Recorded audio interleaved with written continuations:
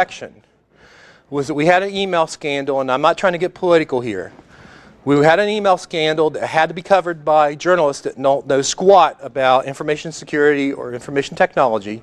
They boiled it down to a common narrative. They got a lot of things wrong.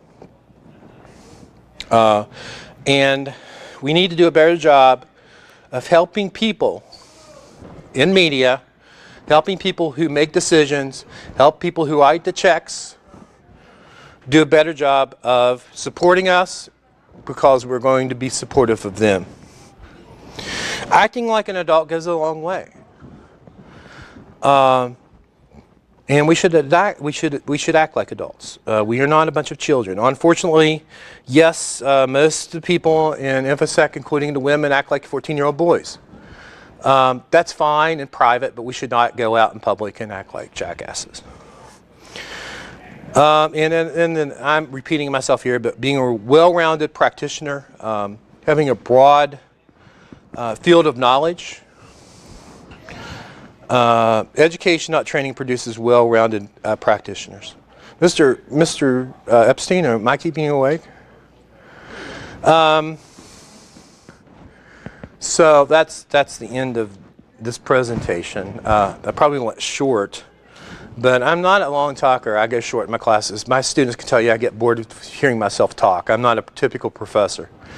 Actually, what I'm doing is all you present, I'm just using your videos in class. So just don't tell my bosses. No, because I feel like it's better for the people who actually develop the tools to talk about them than to hear me tell somebody else's story. And I think that's a big part of education, is that making it real for students so they understand there are actual people who write these tools and actual people that use these tools. Yes? Huh? Probably nothing. I think it's just, no, it's figured out. Who brought their table with them? I teach binary in my Technology Foundations class. That shows a video which teaches binary in this Technology Foundations class. Taylor, I'd like to remind you that final grades are not in. It was probably made by someone in this room. It was made before I came here, so you'd have to talk to Salmons. It says 00100. Suddenly I'm doing clutch. But I have no idea. I don't think it says anything. I think it was basically done as a design. But if you want to go ahead and try to break that into bytes, into nibbles, and use your ASCII table after doing some math, you're more than... That's what we call not critical thinking, Mr. Epstein. That's what we call laziness. Thank God.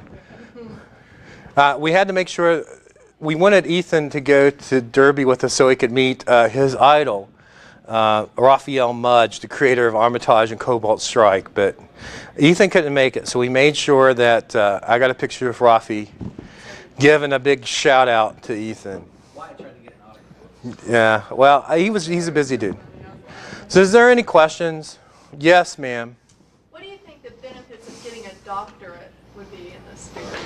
Unless you want to teach, I wouldn't do it. Yeah. So are you going to get a doctorate? In this field? Mm-hmm. May be required before it's all over to get a doctorate. Interesting. Interesting. Are you done mocking me? I don't know. Does anyone else have any questions that are like legitimate and not troll questions? Now, may we troll you some more? No. Anybody else? Are those new pants? Yeah, these are new pants. Thank you. Yes, sir. Now, you mentioned all the trolling and nonsense that went on during the election. And the email scandal in particular, I have a great memory of that. That just throughout. How do you convince people, like you said, to be taken seriously? How do you expect to be taken seriously by people who have the intelligence level of... Oh, I understand where you're coming from. And then, I mean, like you got, what, 1 million people still believe the earth is flat. There's a lot of people who think the Earth's flat. That is true. There's a lot of people that believe a lot of things, unfortunately, because of the internet. You read it on the internet, it must be true. The only way to fixing this is doing information literacy. I don't know how you force that. We have noticed that in the time recently, after the election, for years, the subscription rate to the New York Times and major mainstream news outlets has slid. It's starting to go up. And I think what we saw in this election is a tipping point. They're like, oh my gosh, what have we done to the country?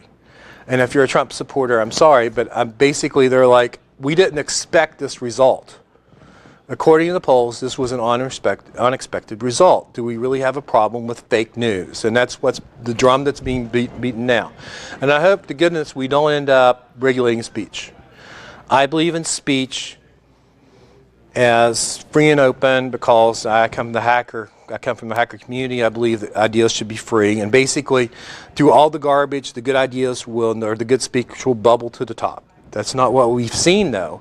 You can take every, I have a degree in political science, I have a degree in journalism. You can take every theoretical model that we've gone by for the last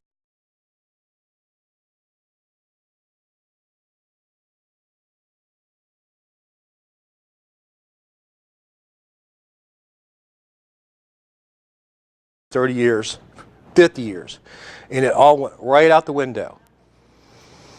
Our understanding of statistics apparently, and polling apparently sucks. Our understanding of how elections work, apparently we have new rules about how elections work. Our understanding and theories about communications, and it's just everything's been turned on its head.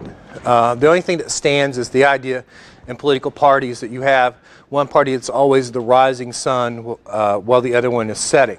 So as Republicans take control of the presidency, usually this next cycle the Democrats will take control of the presidency, and the next cycle will be the Republicans. That seems to have come out correctly in this election. But I'm fascinated by the fact that hacktivists who a few short years ago were helping people in Tunisia and Egypt and Arab Spring overthrow their government using trolling techniques. Now that's been adopted by the alt-right. Now they're using memes and trolling in order to affect an election. So there's two sides of every coin. So I went to a meeting last night at Marshall about having more civil discourse. And one of the things we talked about was how awful social media was. And I'm like, I know social media is awful, but if it's so awful, why did it help an election? Why did it help people in an oppressive country overthrow their government? There's two sides to every coin. So that's true with most things in life. I don't know that you can blame social media for the election, or if you're disappointed in the election results. It's just from the point of view of looking at it from the outside, and somebody who's been around the internet for a very long period of time, around social media to the point where it's basically jacked into my brain. There's a lot of things we've never seen before, and it's going to take some time to work out exactly what happened.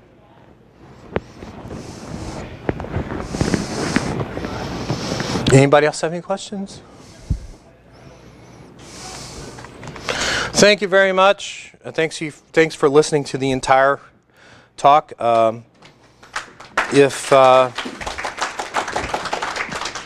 you want my card, I can get it to you. If I can ever do anything for you, let me know about your service. No, you don't. Yes. And it's essay.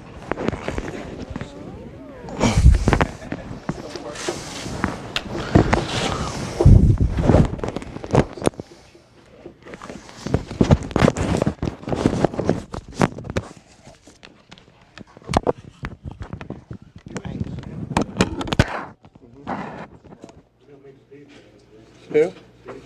No, John Sammons, who is the chair of our department. So if you mentioned Steve Salmon, I know it said something, but I know that. Nah, it's John Sammons. He's here somewhere. How you doing? Good to see you in real life. I enjoyed it. Oh, thank you. Because I feel the exact same way. People are not learning. Education is being dumbed down.